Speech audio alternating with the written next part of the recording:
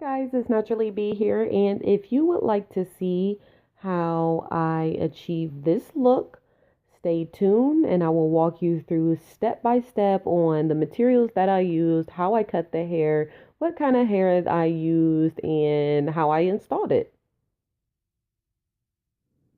Hi guys, it's Naturally B here, and I am starting to make a wig, a custom wig to fit my head. And here are some of the materials that I'll be starting out with. So I have Keisha. Everybody meet Keisha. Yes, I named my wig head, and she just has a couple of T-pins and stuff like that in her head that I will be using to hold down the wefts of the tracks. I have a threaded needle here that I'll be using to sew on the wefts to the dome cap, which I have here. I got this from my local beauty supply store for $2.99. I have a comb here. I may or may not use this. Usually I just comb the hair throughout.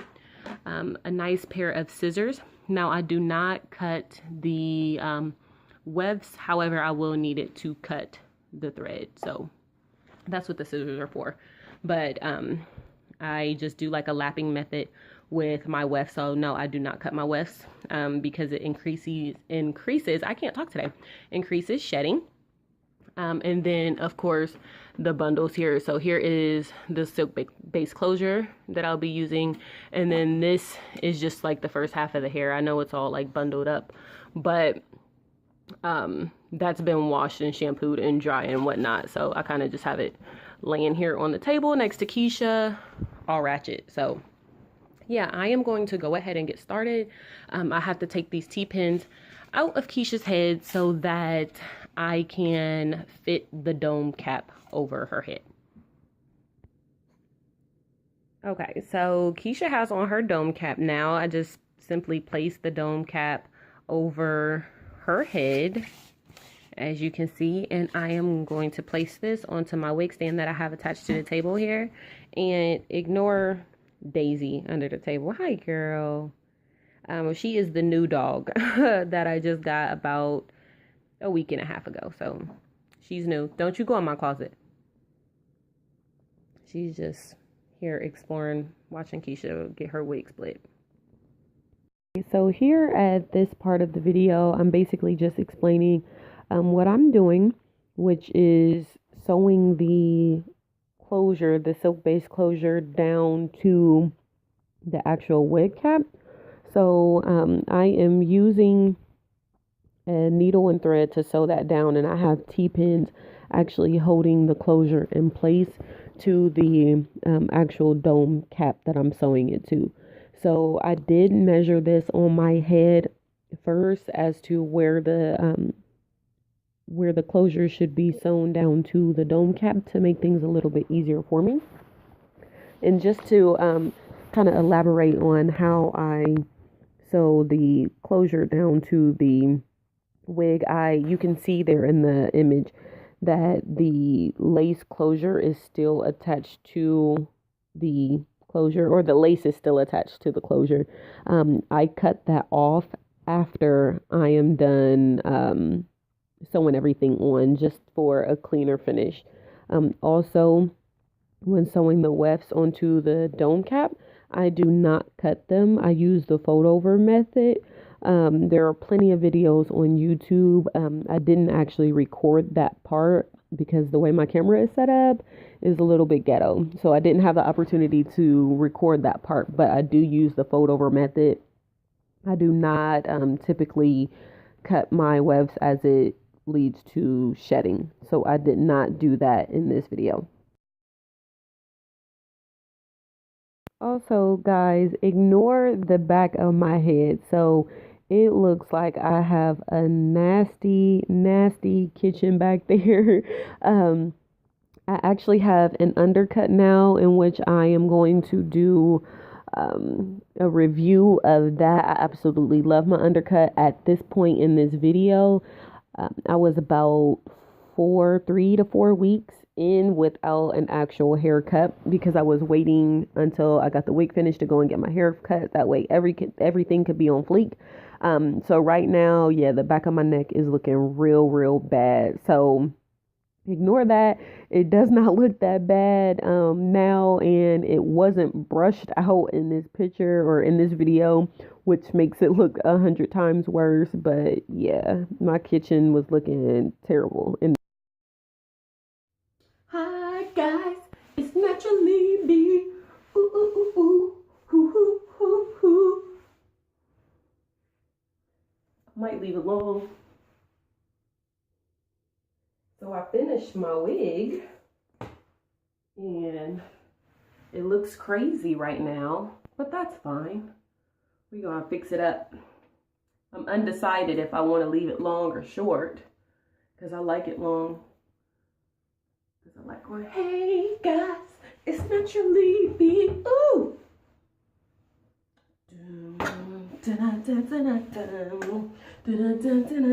Oh.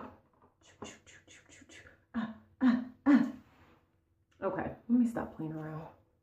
So all I have to do is cut the lace off right there.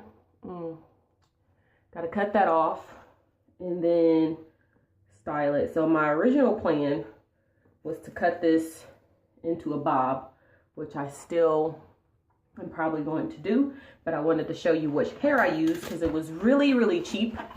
I used this silk-based closure, and it's just that brand. I got this at my local beauty supply store for 80 bucks. It's a 4x4, and I've used these before, and they last really long. You can curl it, dye it, or bleach it. As you can see, it has a little wave pattern in it now, but I'm going to flat iron it so that it blends in with the rest of the hair, because the rest of the hair is straight. And then, since I'm not going to have my hair like this long because I'm putting it back in box braids, I just bought some really cheap hair from the store. This was buy one, get one free. And I actually bought this a long time ago, but I never used it. So I used it for this wig. And then once I buy like bundles online, I'll reuse this closure because I love their closures. But yeah, that's pretty much it. So I sewed the hair on to the wig cap. And that was just about it. I sewed my closure on, but as you can see, it's nice and full. I only used 2 packs of this Premium 2 Yaki Pro hair. Both packs, I think I have one 14-inch, one 12-inch, but it really, I guess, doesn't matter because I'm going to cut it into a bob anyway. But I will flat iron it and style it, and then I'll come back with a full review. For the sake of time, I am going to speed past this portion of the video, which is actually how I cut the bob. So I'll give you a little details on what I used, how I cut it, and things of that nature. But this part of the video is extremely long, so I kind of want to keep it short. The back portion that you see me sectioning off right now is the portion that I actually cut the shortest for the bob.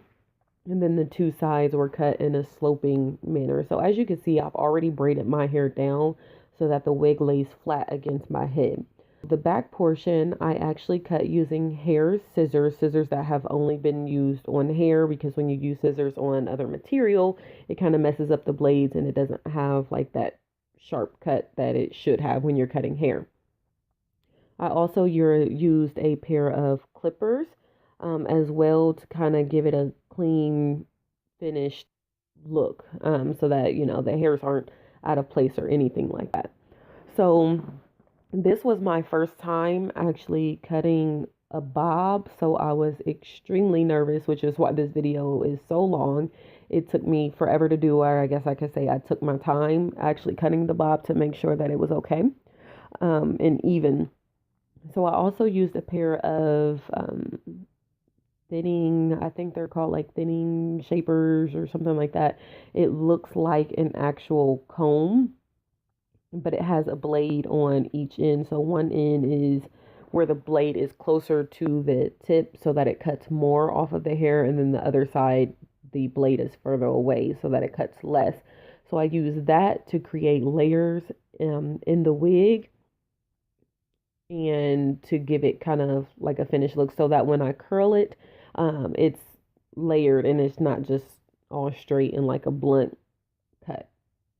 So here's a little bit of me doing that as well. Again, it took me forever to cut the bob, but we got it done and it turned out flawless. So I did want to discuss a little bit about the razor that I use to thin the hair out. So that is the razor. It has two sides to it. I got this at my local beauty supply store for $2.99, which is fairly cheap. I had one of these in the past, a green one, but for some reason I cannot find it anywhere, like anywhere.